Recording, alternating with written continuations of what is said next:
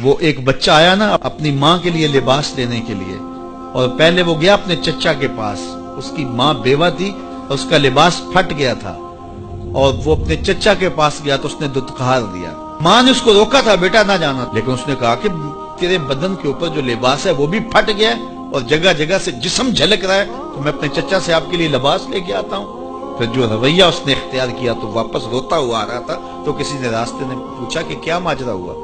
اس نے کہا چچا کے پاس گیا تھا ماں کے لیے لباس لینے، اس نے دلا کے بھیج دیا۔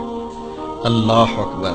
تو اس نے کہا کہ جا سین حرم میں محمد نام کا ایک شخص بیٹھا ہوا ہے، اگر تو اپنا دکھڑا اس کے سامنے پیش کرے تو وہ امید ہے تمہیں رد نہیں کریں گے، لیکن سن لے ان کا دین کوئی اور ہے۔ اللہ اکبر۔ اپنے ماں کے پاس آیا تو ماں کو کہا کہ چچا نے دلا کے بھیج دیا، لیکن آپ کی حالت مجھ سے دیکھی نہیں جا رہی۔ بچہ ابھی شعور کی منزلوں میں قدم رکھ رہا تھا، پہلے بہت چھوٹا تھا، اب اس کے اندر ایک جذبات تھے بچے کے اندر۔ تو ماں نے کہا کہ بیٹا نہیں، ان کے پاس نہیں جانا، سنا ہے کہ جو ان سے ملے دین دھرم چھین لیتے ہیں اس کا۔ اللہ اکبر۔ تو حضور علیہ الصلوۃ والسلام کے پاس جانے سے ماں روکنے لگی، لیکن بچے نے کہا کہ امی میں پکا رہوں گا، بتوں کا وفادار رہوں گا، تم اس ٹینشن کو، اس پریشانی کو چھوڑ دو۔ اور حضور کی خدمت میں حاضر ہوا۔ حضور صحن حرم میں چادر اوڑے بیٹھے ہوئے تھے، اور جا کے کہنے لگا میں پہلے بات آپ سے کر لیتا ہوں، آپ کا دین میں نے قبول نہیں کرنا۔ حضور مسکرا کے بولے بیٹا بتاؤ کس لیے آئے ہو؟ کہا میری ماں بے لباس ہے، میں آپ سے لباس لینے آیا ہوں۔ حضور نے چادر رحمت اتار کے اس کے کندھوں پہ ڈالا۔ اللہ اکبر۔ وہ واپس آ گیا اور ماں پر حضور کی چادر اڑائی۔ اللہ اکبر۔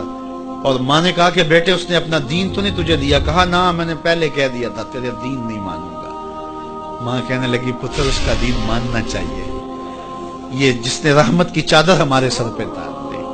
اللہ اکبر۔ تیری تک کے ادامہ میں مرید ہو گئے۔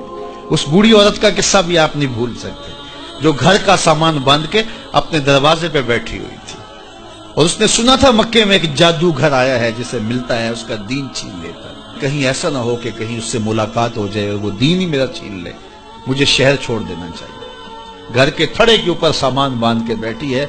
حضور بھی گزرے، اس نے دیکھا تو کہا بھتیجے یہ سامان میرے سر پہ رکھ دے۔ حضور نے سامان اٹھایا، دیکھا تو بوجھل تھا، وزنی تھا، اور بڑھیا کو دیکھا تو کمزور تھی۔ تو کہا کہ بڑھیا اگر چاہو تو جہاں چاہتی ہو میں خود نہ چھوڑا۔ اس نے کہا اس سے بڑی مہربانی کیا ہوگی؟ حضور نے سامان اٹھایا ہوا ہے اور بڑھیا سے باتیں بھی کرتے جا رہے ہیں۔ تو بڑھیا کو کہا کیوں جا رہی ہے؟ اس نے کہا کہ سنا ہے یہاں ایک جادوگر ہے جو لوگوں کا دھرم لوٹ لیتا ہے، لوگوں کا دین لوٹ لیتا ہے، میں نے ساری زندگی